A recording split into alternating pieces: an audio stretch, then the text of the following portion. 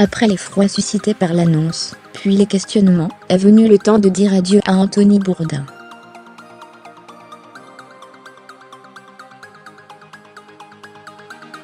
Les obsèques du célèbre chef américain, décédé le 8 juin 2018 près de Strasbourg, ont eu lieu ce mercredi 13 juin, en France.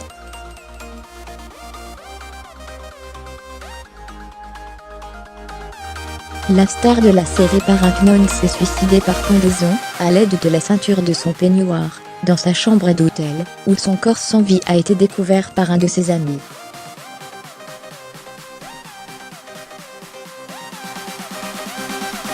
L'Opel a confirmé aujourd'hui que les funérailles du roi des fourneaux avaient eu lieu en France, contrairement aux vœux de sa mère.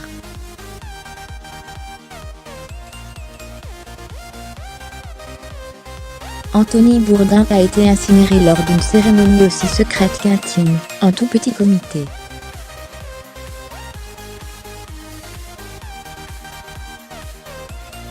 Ses cendres seront ensuite transférées aux États-Unis vendredi 15 juin.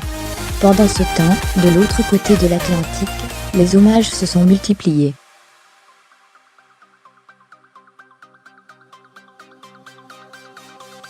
Dès l'annonce de la mort d'Anthony Bourdain, des vedettes, à l'instar de son confrère Gordon Ramsay, se sont empressées de saluer la figure emblématique tout en poussant ceux qui ont besoin d'aide à appeler le numéro de prévention des suicides.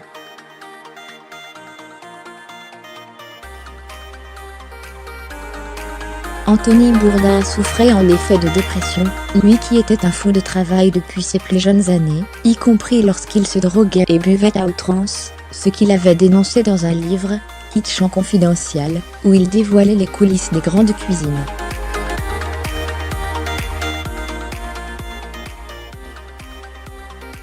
Asia Argento, qui était sa compagne et collaboratrice sur Paracnon, lui a également rendu hommage.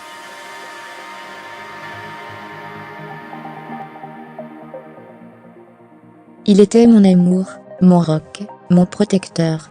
Je suis si dévastée. Mes pensées vont à sa famille.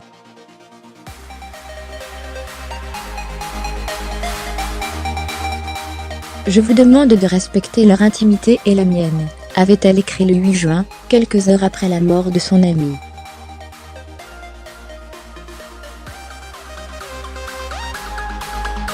Pour autant, on ne sait pas à quel point elle a été impliquée dans les obsèques.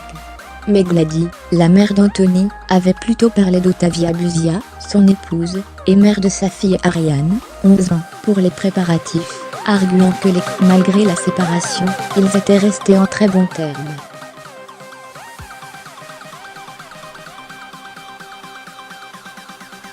Elle aussi proche d'Anthony Bourdain, comme d'Asia Argento, Rose Mcgowan avait livré un témoignage bouleversant.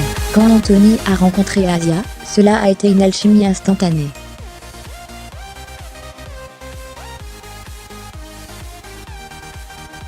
Ils ont ri, ils se sont aimés, et il était son rocher durant les épreuves de l'année dernière.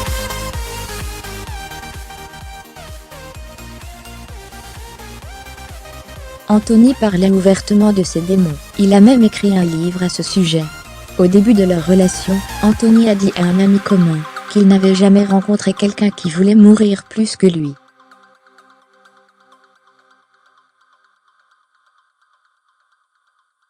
Et au travers de nombreuses choses survenues lors de l'année écoulée, Asia voulait que la douleur cesse.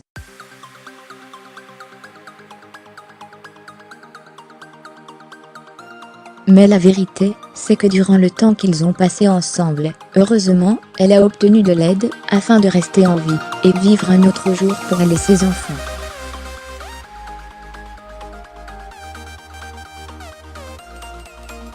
La dépression d'Anthony ne lui laissait aucun répit, il a baissé les armes, et c'était son choix.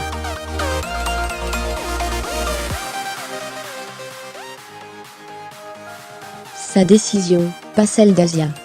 Sa dépression a gagné. L'actrice de Charmette avait également évoqué les attaques dont Asia Argento faisait l'objet à propos de leur relation libre.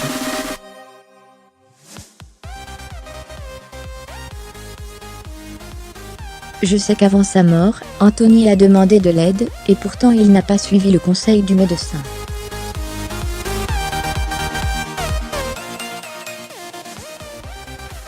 Et cela nous a menés ici, à cette tragédie, à cette perte, à ce monde blessé.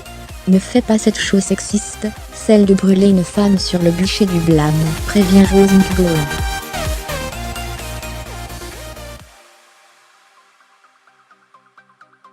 La guerre interne d'Anthony était sa guerre, mais maintenant Asia est sur le champ de bataille pour prendre les balles.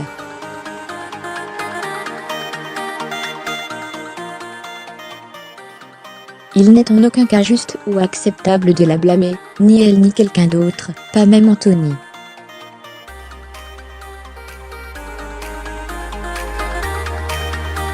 Astérisque.